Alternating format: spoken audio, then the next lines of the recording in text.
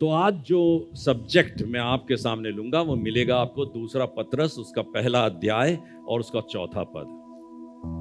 दूसरा पत्रस पहला अध्याय 14 पद, ठीक है, पढ़िए। जिनके द्वारा उसने हमें बहुमूल्य और बहुत सी बड़ी प्रतिज्ञाएं दी हैं,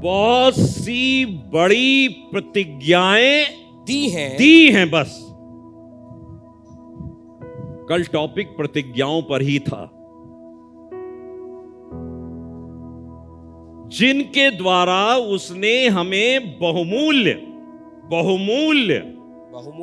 और बहुत ही बड़ी कहिए बहुत ही बड़ी प्रतिज्ञाएं दी हैं।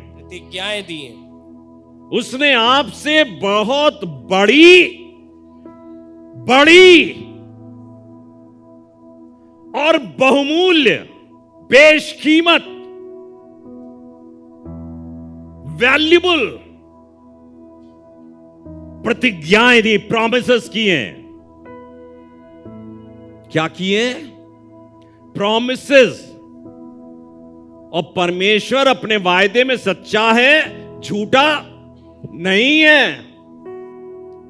उसने बहुत बड़ी और बहुमूल्य प्रतिज्ञाएं हमसे और आपसे व्यक्तिगत तौर पर इंडिविजुअली की हैं। मेरे बाप ने मुझसे कहा मैं तुमको मोटरसाइकिल दूंगा। हमें विश्वास है मेरा बाप झूठ नहीं बोलता, वो मुझे मोटरसाइकिल देगा। मेरे बाप ने मुझसे कहा मैं तुमको मकान दूंगा अच्छा सा, मेरा बाप मुझसे झूठ नहीं बोलता, वो मकान देगा।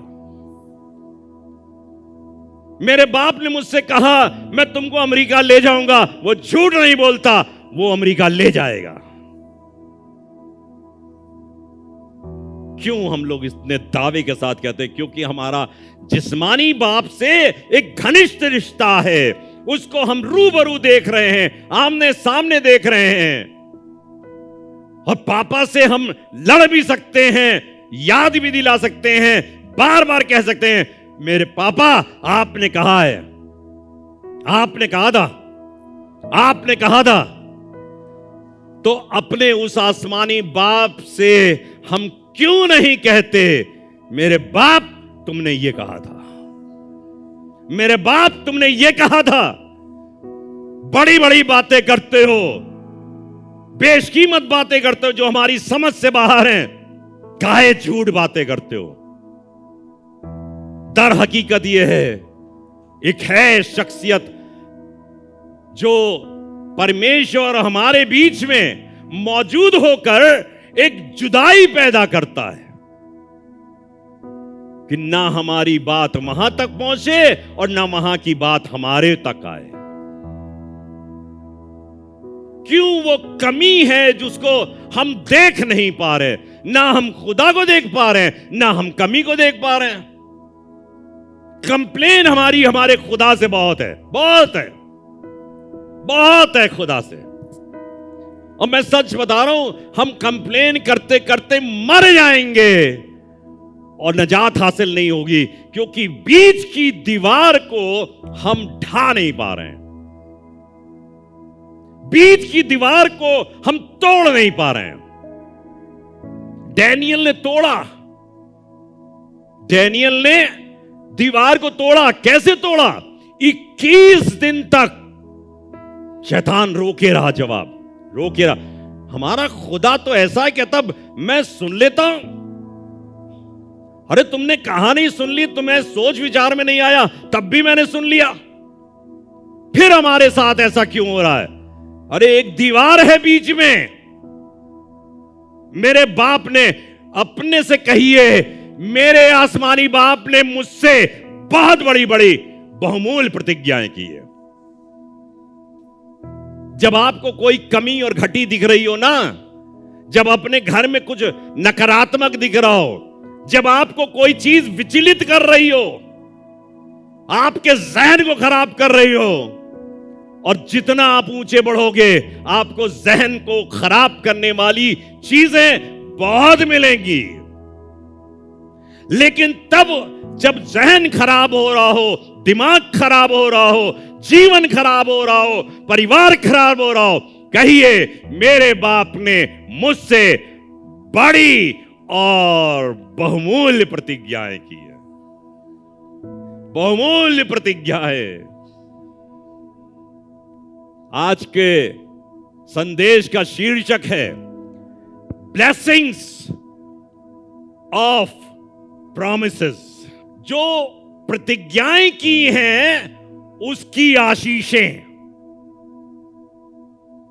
अब हम तक पहुंच रही हैं कि नहीं पहुंच रही हैं, यह दीगर बात है, यह अलग विषय है जिसको समझना पड़ेगा।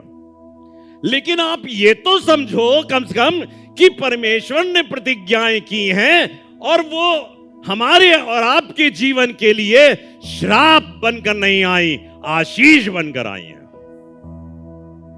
लिखा है, हमसे कहता है परमेश्वर, मनुष्य कहता है आशीष दो और श्राप ना दो, क्योंकि तुम आशीष देने के लिए बुलाए गए हो।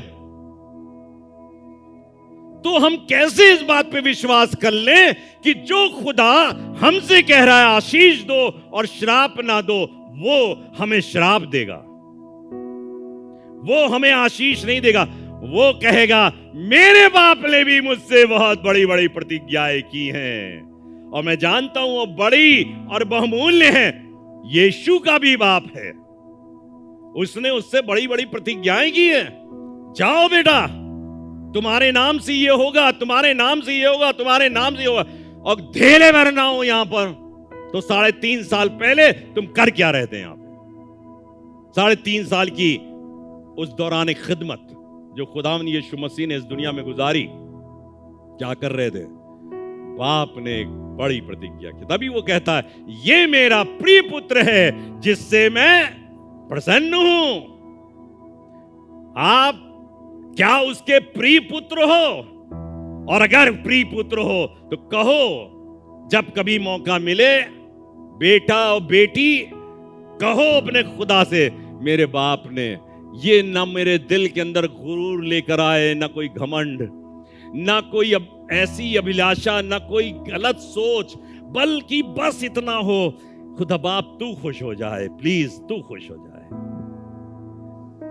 एक बहुत बेहतरीन प्रतिज्ञा खुदा ने की।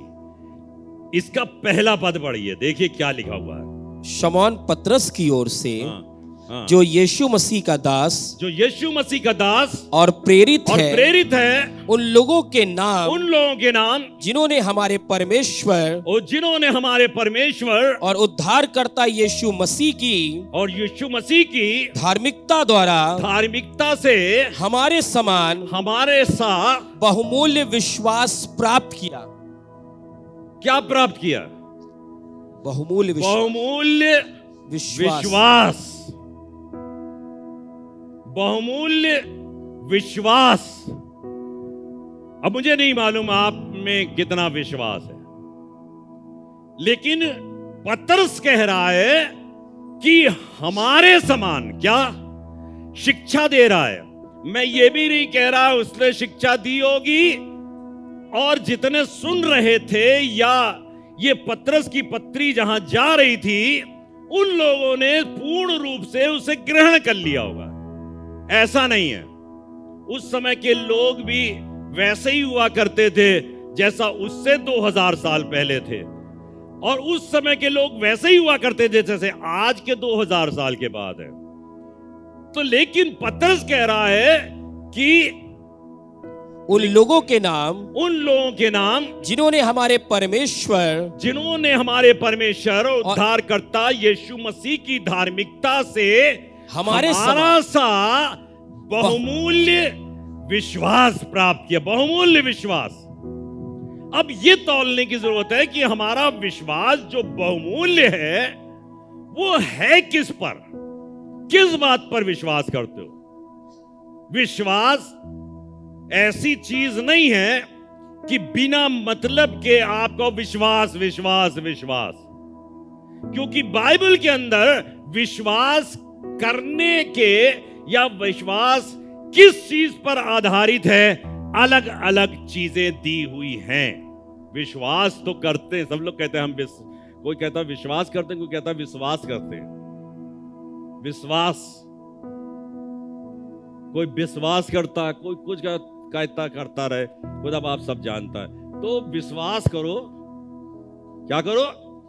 विश्वास करो। और पतरस जब कह रहा है, अगर आप रोमियो की पत्री निकालेंगे, बुक ऑफ रोमन्स, और उसके 10वें अध्याय में आ जाइए। Book of Romans and 10th chapter and from 5th verse पढ़िए जरा थोड़ा सा। क्योंकि मूसा ने ये लिखा है, मूसा ने ये लिखा है कि जो मनुष्य उस धार्मिकता पर जो व्यवस्था से है, चलता है, वो उसी से जीवित रहेगा। क्या लिखा है? विश्वास की बात कह रहा है। वो मनुष्य उस धार्मिकता पर, जो मनुष्य उस धार्मिकता पर जो व्यवस्था से है चलता है, वो उसी से जीवित रहेगा। अगर आपका विश्वास व्यवस्था की बातों पर बहुत ज्यादा है, ये हुक्म वो हुक्म, मूसा के हुक्म, आजकल के जमाने की बात कर रहा हूं, तो लिखा है, क्या लिखा है?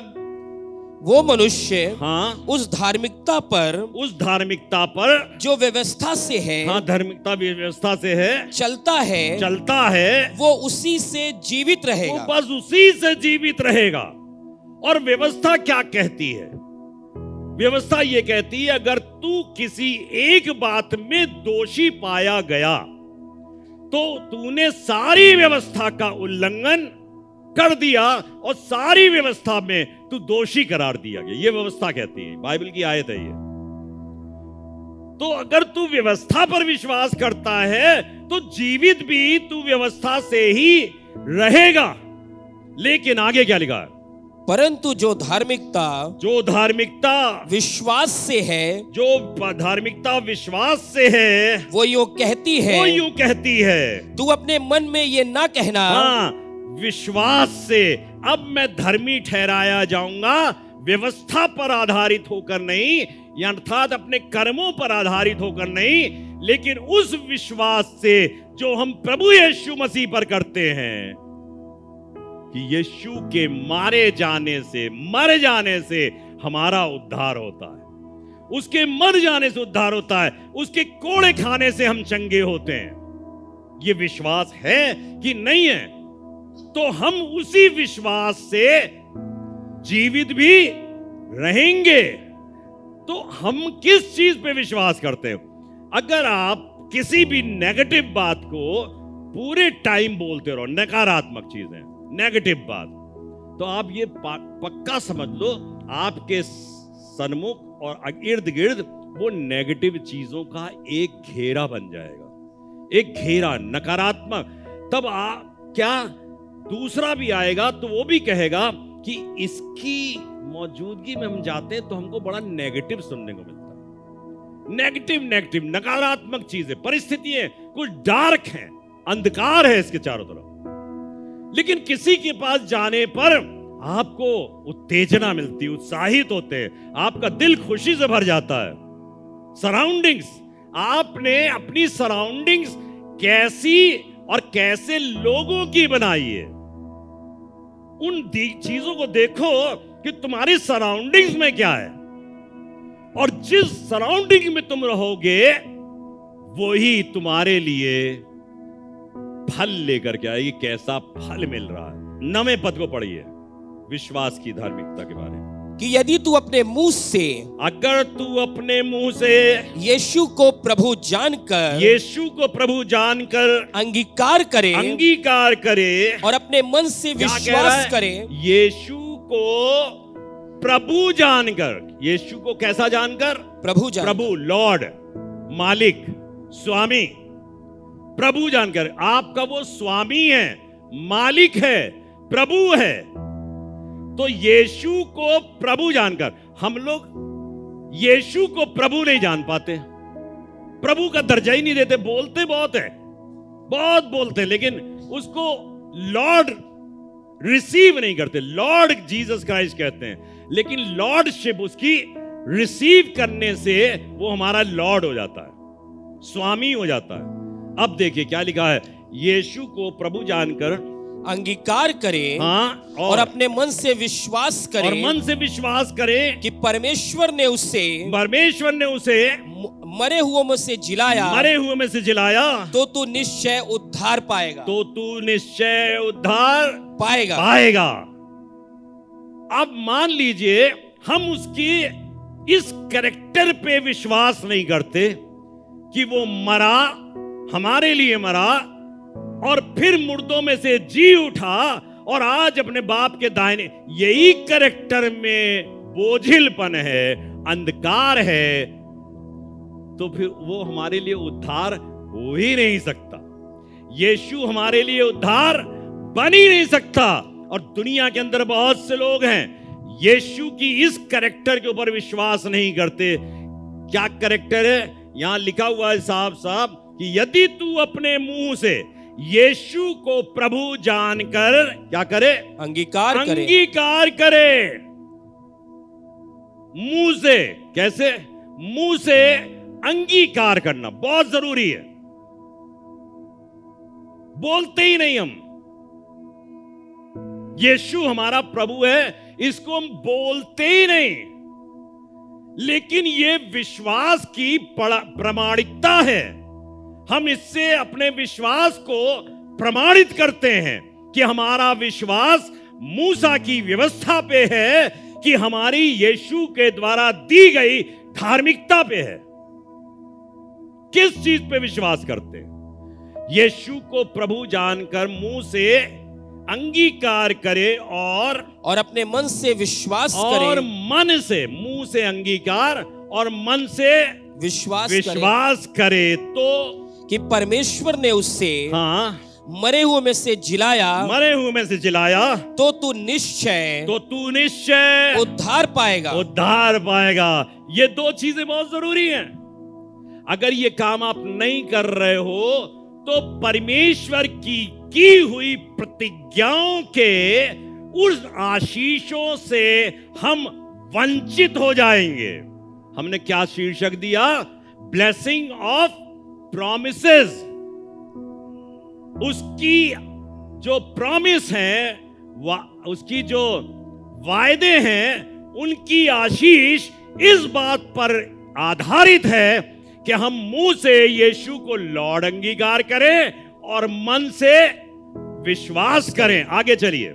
क्योंकि पवित्र शास्त्र ये कहता है, हाँ, पवित्र शास्त्र ये कहता है, जो कोई उस पर विश्वास करेगा,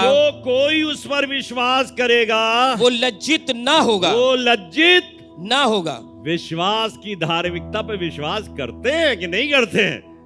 जो विश्वास करेगा वो लज्जित ना होगा। अगर आज लज्जित हो रहे हैं तो हमने विश्वास ही नहीं किया उसकी लॉर्डशिप पर, कि वो खुदा सब कुछ करने में सक्षम है।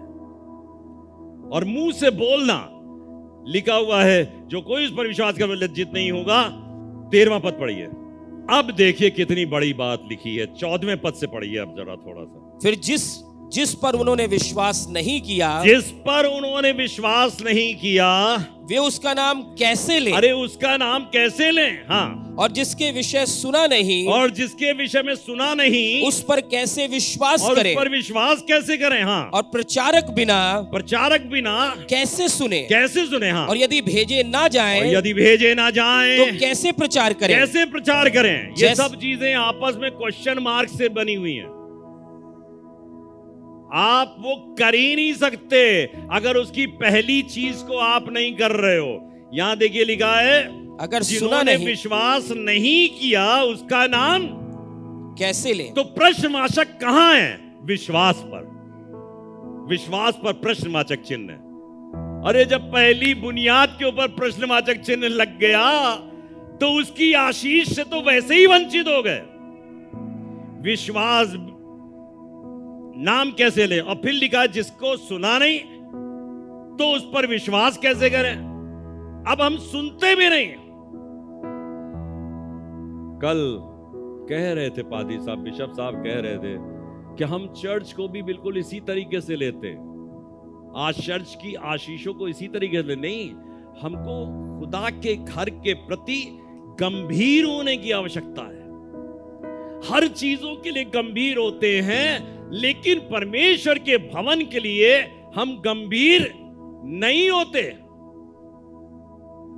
उसकी चीजों को हम गंभीरता से, एक खुदा ही ऐसी चीज है जिसको हम आसानी से इग्नोर कर सकते हैं। खुदा के घर को आसानी से इग्नोर कर नहीं करेंगे, नहीं जाएंगे, नहीं बैठेंगे, नहीं सुनेंगे, नहीं गाएंगे, नहीं बाइबल पढ़ेंगे, खुदा कुछ नहीं कहेगा, लेकिन धार्मिकता से वंचित हो जाएंगे।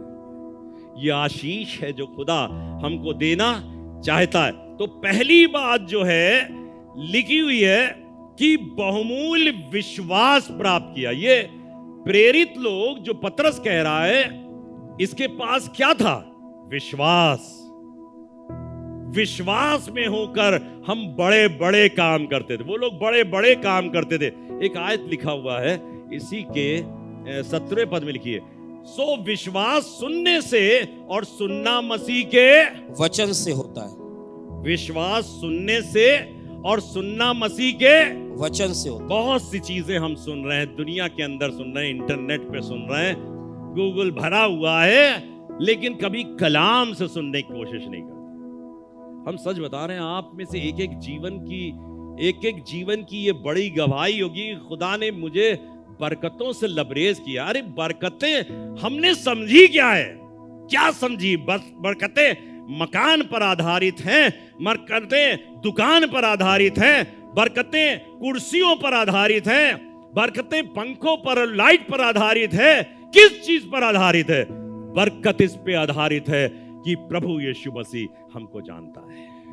He knows me। ये है बरकत। अगर तुम दुनिया की सारे चीजों को हासिल करो और अपनी जान का नुकसान उठाओ, तो इससे क्या फायदा? मैं आपसे कह रहा हूं, खुदावंद यीशु मसीह पर विश्वास करो, उसकी लॉर्डशिप पर विश्वास। पहला कुरिन्थियों पहला अध्याय 30वां पद पढ़िए, क्या लिखा है? परंतु उसी की ओर से तुम मसीह यीशु में हो जो परमेश्वर की ओर से हमारे लिए ज्ञान ठहरा, अर्थात धर्म। क्या? अर्थात धर्म। परंतु उसी की ओर से तुम मसीह यीशु में हो जो परमेश्वर की ओर से हमारे लिए ज्ञान ठहरा। परमेश्वर को जान लिया, हम बड़े ज्ञानी हो गए। अर्थात क्या कह रहा है? अर्थात धर्म। अगर हम बहुत ज्ञानवान हो गए परमेश्वर को जान करके, तो क्या मिल गया हमको? धार्मिकता। धर्म। परमेश्वर को जानते जाओ और जानो, विश्वास करो, धार्मिकता में बढ़ते चले जाओ और गहराई से विश्वास करो। मैं दिन प्रतिदिन रोज कहता हूं अपने आप से, खुदा अभी तक यहां विश्वास नहीं कर रहा था, अब और विश्वास करूंगा, अब और विश्वास करूंगा, अब और विश्वास करूंगा। यहां पे मैं फेल रहा हूं, अब और विश्वास करूंगा। तो कर तो विश्वास में आगे बढ़ रहा हूं, लेकिन काहे में आगे बढ़ रहा हूं? धार्मिकता में। क्या पौलुस कहता है? मैं सिद्धता की ओर आगे बढ़ता जाता हूं। आगे कैसे बढ़ रहे हो भाई? कैसे आगे बढ़ रहे हो? ये कोई ऐसी दौड़ थोड़ी ना कि इसके ऊपर काली पट्टी के ऊपर दौड़ गए। धार्मिकता की ओर आगे बढ़, विश्वास में, प्रभु यीशु मसीह पर विश्वास। मेरा प्रभु यीशु मसीह जिंदा खुदा है। मेरा यीशु मसीह मुझको अपने मार खाने से चंगाई देता है। मेरा प्रभु यीशु मसीह जान देकर हमको उद्धार दिलाता है। हम विश्वास में बहुत सी चीजों में ये नहीं होगा, ये ऐसे कैसे होगा, ये तो बिल्कुल नहीं होगा। ये बात कहना ही छोड़ दो, ये बात बिल्कुल नहीं होगा। वो काम जो आपकी निस्बत बिल्कुल नहीं होगा, वो खुदा के द्वारा ऐसे ही हो जाएगा। तीसरी एक प्रतिज्ञा खुदा हमको दे रहा है। तीसरी प्रतिज्ञा मिली है दूसरा पतरस पहला अध्याय और उसके दूसरे पद में। यहां पे क्या लिखा है? परमेश्वर के और हमारे प्रभु यीशु की पहचान के द्वारा। देखिए, सब चीजों में प्रभु यीशु की, वहां भी विश्वास प्रभु यीशु की, धार्मिकता प्रभु यीशु की। यहां क्या कह रहा है? परमेश्वर की और हमारे प्रभु यीशु की पहचान के द्वारा अनुग्रह और शांति तुम में बहुतायत से। अब हमने चौथा पद क्या पढ़ाया था? बहुतायत से क्या? जिनके द्वारा उसने हमें बहुमूल्य और बहुत ही बड़ी प्रतिज्ञाएं दी। बहुत बड़ी। और यहाँ पे बहुत बड़ी क्या दे रहा है तुमको? अनुग्रह और शांति। हमारे पास ना तो अनुग्रह और ना शांति। परमेश्वर का अनुग्रह हो जाए तो शांति मिल जाएगी। परमेश्वर का अनुग्रह हो जाए तो शांति मिल जाएगी। शांति मिल इसलिए नहीं रही है क्योंकि परमेश्वर का अनुग्रह ही नहीं है। आज भी लोग कुंठित हैं, मचल रहे हैं, अपनी दुनिया की चीजों के अंदर गर्क हो जाना पसंद करेंगे, लेकिन यीशु के अनुग्रह के साए तले आना पसंद नहीं करते और इसलिए उनके जीवन में शांति नहीं मिलती। आज हम भी यीशु के पास नहीं आते। बड़ी से बड़ी बीमारी हो जाए, कहते यीशु ठीक कर दो, और उसके बाद तुमको फेंक देंगे किनारे। हमें क्या करना तुमको रख के अपने पास? Use and throw. यीशु को यूज एंड थ्रो मत बनाओ, उसको रिसीव कर लो अपने जीवन के अंदर, उसको ग्रहण कर लो अपने जीवन के अंदर, प्राप्त कर लो। हमारी जिंदगी की मौत की सी हालत को वो जीवन में बदल देगी सामर्थ्य। मौत, मकान ना मिले चिंता मत करो, खुदा खुशी देगा। मकान ना मिलने पर खुशी देगा। चौथी बात पे आइए, दूसरा पतरस पहला अध्याय तीसरा पद। क्योंकि उसकी ईश्वरीय सामर्थ्य ने सब कुछ जो जीवन और भक्ति से संबंध रखता है, जीवन और भक्ति से संबंध रखता है, हमें उसी की पहचान के द्वारा दिया है। हमें उसी की पहचान। हम अभी कहां तक टिके हुए हैं? कहां पे टिके हुए हैं? हम टिके हुए हैं यीशु मसीह के ऊपर। कहां टिके हुए हैं? प्रभु यीशु मसीह, बस यीशु मसीह। मैंने क्या क्या चीजें बता दी आपको। यीशु मसीह के होने से क्या क्या मिलता है? विश्वास, धार्मिकता, अनुग्रह और शांति। अब देखिए खुदा बाप क्या दे रहा है। क्योंकि उसकी ईश्वरीय सामर्थ्य ने और सब कुछ जो जीवन और भक्ति से संबंध रखता है, भक्ति से और जीवन से। हाँ जी, जीवन और भक्ति से संबंध रखता है। हमें उसी की पहचान के द्वारा दिया है। उसी की पहचान के द्वारा दिया है। समझ में आया कुछ? जीवन और भक्ति से संबंध रखता है। जीवन, रटिए थोड़ा सा इसको। जीवन और भक्ति से संबंध रखता। क्या कह रहे हैं? जीवन और भक्ति से संबंध रखता। ये प्रभु यीशु मसीह की पहचान के द्वारा हमें दिया गया। क्या समझ में आया आपको? क्या समझ में आया? जीवन चाहिए। क्या चाहिए? कहिए जीवन चाहिए। प्रभु यीशु मसीह की पहचान से मिलेगा। जीवन चाहिए, प्रभु यीशु मसीह की पहचान से मिलेगा। ये वायदा है खुदा का। जीवन देता है, जीवन। मकान जीवन नहीं देता, मकान जीवन ले लेता है। ये सब जितना झामा है ना, ये जीवन ले लेता है। कहते नहीं है मकान बना के तो हम बुढ़े हो गए यार, बाल पक गए। जीवन ले लेता है। नौकरी हमने करी, नौकरी जीवन ले लेती है। सच बता रहा हूं, जीवन चाहिए। यीशु को पहचान लो, यीशु को पहचान लो। और क्या लिखा है? और क्या लिखा है? जीवन और भक्ति से। भक्ति से। काहे से? भक्ति से। भक्ति से। मैंने लिखा all things that pertain to life and godliness. भक्ति मतलब गॉडलीनेस। जब आप चलें, जब हम चलें, जब कोई बैठे, आप ध्यान देकर सुनिए मेरी तरफ। गॉडलीनेस, कोई बोलिए गॉडलीनेस। जब आपको देखे तो कहे खुदा नजर आ रहा है। क्या नजर आ रहा है मधु तुम्हारे चेहरे पे? खुदा नजर आ रहा है। गॉडलीनेस, तुम्हारे स्वभाव में से गॉडलीनेस, परमेश्वर तो छलकना चाहिए। जब तुम कुछ बात कह रहे हो उसमें से परमेश्वर समझ छलकना चाहिए। कोई अहम नहीं, कोई कॉलर को ऊंचा करना नहीं, कोई घमंड नहीं, कुछ नहीं। आगे चलते हैं, क्या लिखा हुआ है पढ़िए उसमें। हमें उसी की पहचान के द्वारा दिया है जिसने हमें अपनी ही महिमा और सद्गुण के अनुसार, अपने ही महिमा और सद्गुण के अनुसार बुलाया है। अपनी ही महिमा और सद्गुण के अनुसार। बोलेंगे ये वाली बात, महिमा और सद्गुण, अवगुण नहीं, सद्गुण। महिमा और सद्गुण। यीशु की पहचान में लिखा हुआ है वो अपनी महिमा में बुला रहा है। कहां बुला रहा है?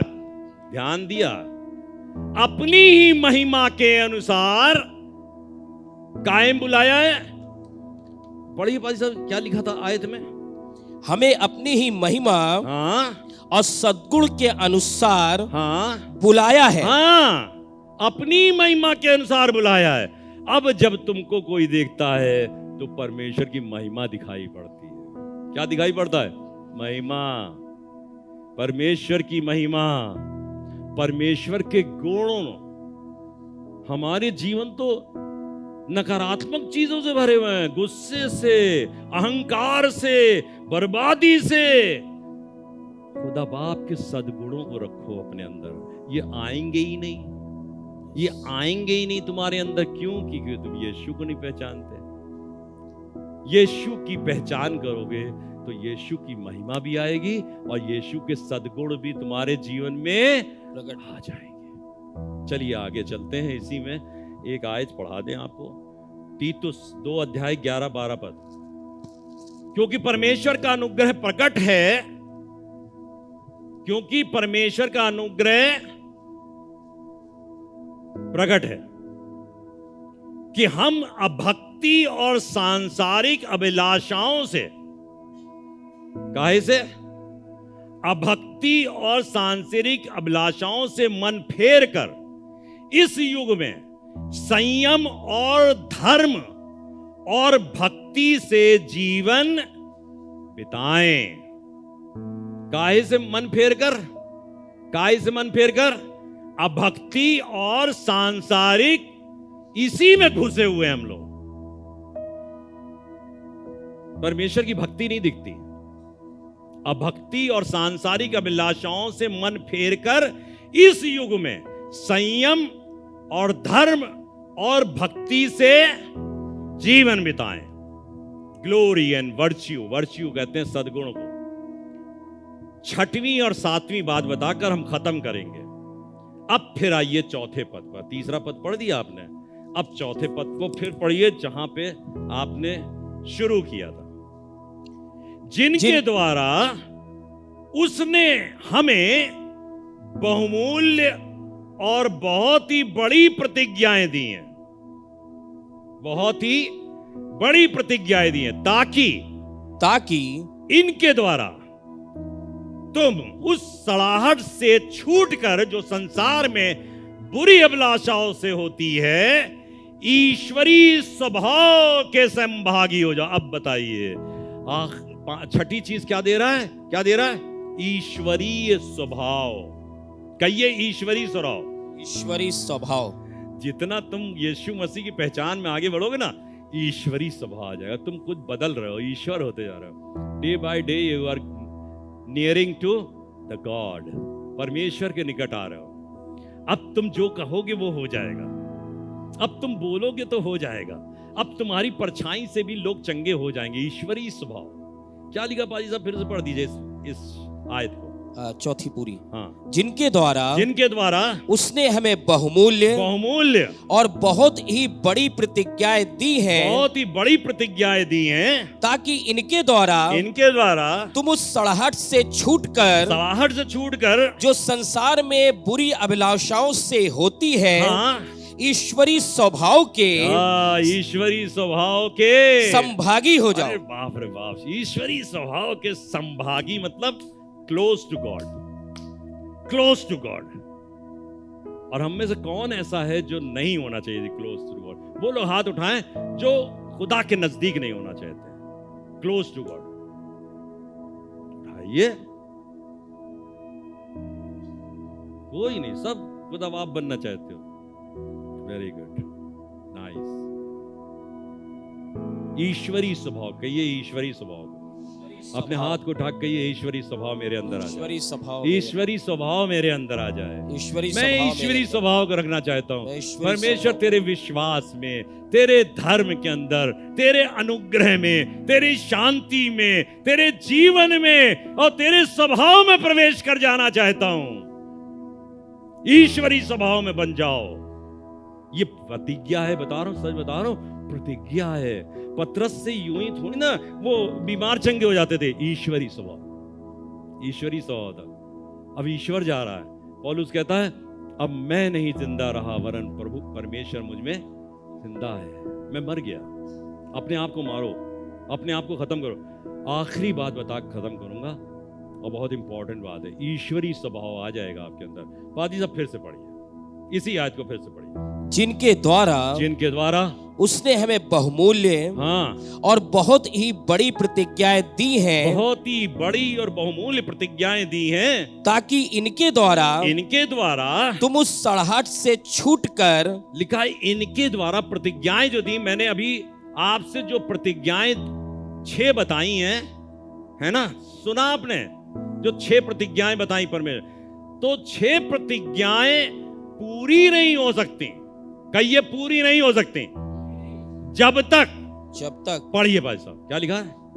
जो संसार में, हाँ, ताकि इनके द्वारा, हाँ, तुम उस सड़ाहट से छूटकर। सड़ाहट, कहिए सड़ाहट। बदबू जहां सड़ता है ना वहां बदबू आती है। सड़ाहट से छूट। हम सड़ाहट को नहीं छोड़ना चाहते। सड़ाहट को पकड़े रहो, गंदगी पकड़े रहो। सड़ाहट से छूटकर जो संसार में बुरी अभिलाषाओं से होती है। अभिलाषाओं से होती। किससे होती है? बुरी सड़ाहट, ये बदबू क्यों निकल रही है? क्योंकि हमारी अभिलाषाएं बुरी हैं। बुरी अभिलाषा, कहिए बुरी अभिलाषा। बुरी अभिलाषा जब करोगे तो सड़ाहट रहेगी। मत करो बुरी अभिलाषा। हम लोग कहते हैं ईश्वर तेरी मर्जी पूरी जाए। पूरी का कहोगे? तुम मांगी उलझुल रहे हो, तुम अपनी मर्जी पूरी। अरे परमेश्वर ने कहा कि हो सके तो ये प्याला मुझसे टल जाए। क्यों? क्योंकि बड़ा दर्द था, बड़ा दुख था भाई इस प्याले के अंदर। फिर कहता है मेरी नहीं तेरी मर्जी पूरी हो। अगर ये मर्जी खुदा की नहीं है तो उसको एक्सेप्ट कर लो ना, रिसीव करो। अपनी बुरी अभिलाषाओं की सड़ाहट में से अपने आप को हटा लो। नहीं खुदा बाप, अगर तेरी मर्जी नहीं है तो आई विल नॉट आस्क। हम नहीं कहेंगे। हमने पिछले दिनों के अंदर अपने प्रार्थना करने के पैटर्न को बहुत कुछ समझा है, चेंज किया हमने। खुदा बाप हम कह रहे हैं ये वाली बात, तुझे मालूम है? तू चाहता है क्या इसे? अरे तुझे नहीं अच्छा लग रहा है तो ठीक है, आई एम एग्री। अब्राहम से कह दिया अपने बेटे को कुर्बान कर दे। अब्राहम कह सकता था क्या करते हो पापा, एक तरफ कहते हो विश्वास धार्मिकता गिना गया और कहते हो बेटे को कुर्बान कर दो।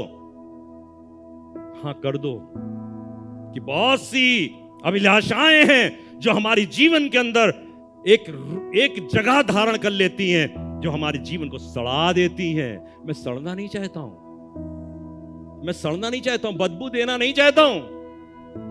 खुदा बाप अगर चाहेगा तो कुछ भी काम ले लेगा। खुदा बहुत बरकत दे।